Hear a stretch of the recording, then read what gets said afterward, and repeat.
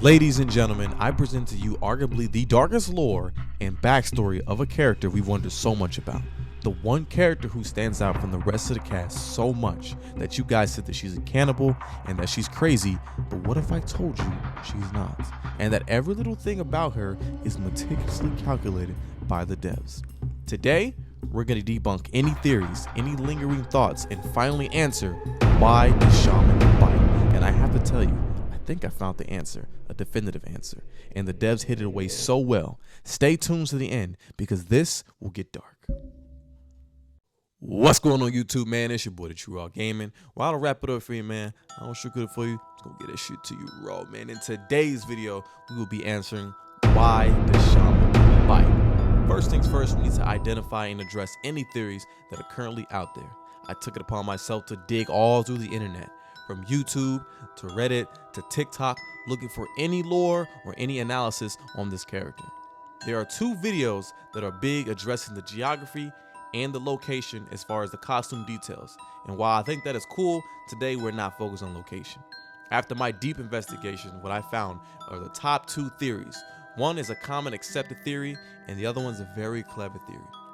Number one, she bites because she is a cannibal. Now, this is arguably the most accepted one since her 6 years she has been in this franchise. But I have to tell you, unfortunately, she is not a cannibal. Yeah, that's right. She does not eat people for her enjoyment or nutrition-wise, and I have the evidence to prove it. You see, a cannibal is actually defined as a person or being that eats the flesh of its own species. Now, I don't mean to insult your intelligence, but did you read that correctly? The word eats is the most important part here. Eating and biting are completely different things, and people associate with one another are the same, but they're actually not. In fact, the definition of eat is putting the food in the mouth, chew, and swallow. You can bite anything without consuming it. You can bite a moldy sandwich and spit it right back out. You can drink a drink and spit it right back out. Your girlfriend can do that thing that she did last. No? Give it to her raw? No? Okay. Anyway, that's the key. In this animation of this move, she in fact does not swallow. She bites, and that's it. Even if we play both sides of the game here, there is no definitive proof that she is swallowing the flesh. Now, that's not all. According to PBS.org, the best location to start for cannibalism is actually not the neck, as it is too low in calories and subsequently too much work, not enough payoff. The skin is tough as is, let alone the meat. You would need to go lower for the lower body to get any fat deposits, to get any real value. To further kick this theory down, since we really already know that you have to earn the calories chewing through the skin, let alone the meat, the brain is absolutely off the menu. Unlike most movies and TV shows, the brain is the only place you cannot eat under no circumstances because it is actually fatal. According to medicalnewstoday.com, if she really was a cannibal, do you think that she would be spending time trying to chew for 30 minutes for just 3 calories? No, it makes no sense. It wouldn't be.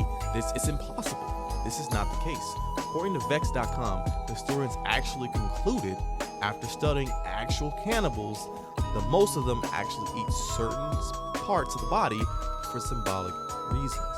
Now, this means they eat the part of the heart for bravery, as an example, or to combine souls of a loved one, as an example. It sounds completely different than the way that modern cinema depicts cannibalism, which is slowly bringing you to my theory that she is actually biting for symbolism. Alright, so symbolism is really pushing you to the end of my theory, but for now, keep in mind, there is a reason she bites. She is not hungry during the fight. Of all that adrenaline curbs the hunger anyway. So number 2, she is crazy or she is schizophrenic. Now this one, I can't believe I'm only hearing about this today. According to this Redditor, Lawrence of Scarabia, I think it is, says with his little basic psychology work, he believes that she is schizophrenic. He believes that she is isolated, hallucinating voices, and her crazy emails suggest that she is not emotionally stable. But I'm here to tell you that theory is just not correct. I'm sorry, it's just not correct. You see, I currently still work around mentally challenged and normal as well as schizophrenic personnel on a daily basis for up to 16 hours a day, which is why my videos take a bit longer to deliver. I do apologize for that. So, in my experience, not as a professional, I do not classify her as a schizophrenic due to multiple symptoms being explained.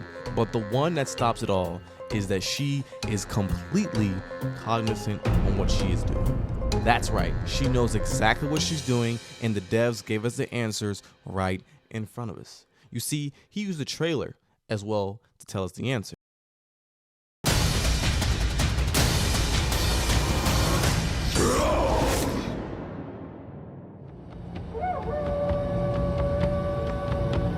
Do you hear them?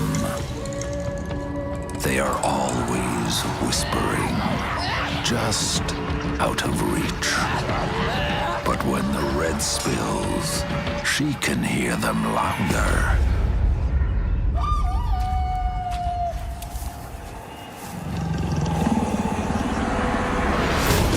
They shout excitedly when bones break.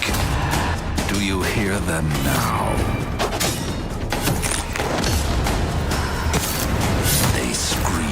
Of war. They scream the names of those next to die. She will use her hatchet and dagger to cut the bodies down, and then she will use her hands. They are louder now, the voices overwhelming. They won't stop. They won't stop until all lie dead. But he missed a vital point.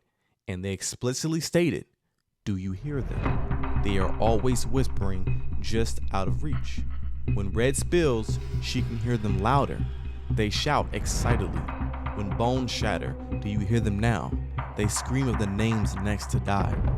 She cuts them down using her hands, not her teeth. Voices are overwhelming, won't stop until they all lie dead. Now, when you break it down this way, this definitely sounds like a story. This sounds as if the voices can be heard from both sides, the shaman as well as the enemy, but they are just out of reach. They get excited when the bones shatter and scream the names of those next to die, and they won't stop until they all lie dead. This is explicitly telling us textbook what is called a trance. This is an outer influence that can be heard from both sides, but only guides and controls shaman to do the carnage. Now, I know I just said cognizant, but let me cook. These voices are not just anybody. These are none other than the followers of her herd, her cultist worshippers, who are no longer alive and want vengeance. Big jump? I know. Go ahead, buckle up. The weapons and gear tell us a completely different story. For Honor is very clear when they come to naming weapons or any kind of gear or equipment. They complement the characters, what they are wearing, as an extension of their personality. And wouldn't you know, the names tell us clearly that she is not schizophrenic. Necromantian is actually a Greek temple of necromancy for Hades. Even if the name is spelled differently, necromancy is actually defined as the practice of communication with the dead. Hallfrid, Norse for stone make beautiful. Now this is the literal translation, but this could also be interpreted as a tombstone. Making a tombstone, as in making it beautiful, making it presentable for the person being dead. Now, I'm not even going to attempt to even say this, but you can see this probably on the screen at some point. Is his home of the necromancer who has a ghostly servant. These three are just the tip of the iceberg. You see where this is headed? You can even go to her name.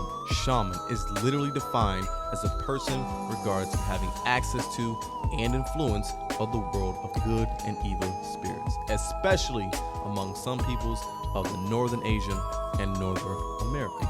Typically, people enter a trance state during a ritual and practice divination and healing. And what is her moveset that bite's called? Blood trance. So now I think I got you. Remember when I said symbolism for the bite? I believe that since she bites the jugular vein, which, if you didn't know, pushes oxygen, she quite literally steals the breath. She is not hungry. She is stealing the breath of her foes. Why? Why is now the question. The trailer stated explicitly that there is many voices, correct? She used to have a following group. Obviously, if she's a shaman, you have to have followers beneath you. I think the spirit in the voices she is hearing is actually the followers themselves. Who else could it be? You have to remember, For Honor lore is a war that is essentially a world war reshaping the entire planet. I believe her followers were killed and she remains the last one alive. I believe that when she is in combat and goes into a trance, not only from the blood, but also PTSD, witnessing her followers being killed off in front of her, now the trance and the spirits are encouraging revenge. That is why she steals the breath. She takes the breath of a foe, just how the breath of her followers were taken from them, and she gives it back to the afterlife. This completes the life cycle. Ladies and gentlemen, I think we have our story. I believe the story for Shaman goes, once she had a huge following. She was the leader of a cult and probably got rid of her name to take on the title as a shaman to completely devote herself to her religion. Something happened, probably the war, and wiped out all of her followers, similar to Ocelotto. During this time, since she is a shaman, she is connected with her ancestors and all of her followers who have finally reached enlightenment with their god. They chose to speak to her and get her to enact revenge. Distraught by probably PTSD, she took this and optimized it where she is now unstoppable. Biting the neck of opponent is actually a symbol of taking the breath of her fallen and returning it back to the afterlife, completing the cycle of life, not stopping until all are dead. But hey, what do I know? I'm just a YouTuber who plays games. What do you think? I don't wrap it up for you, man. I don't sugar it for you. Just gonna get this shit to you raw, man. Thank y'all for coming out.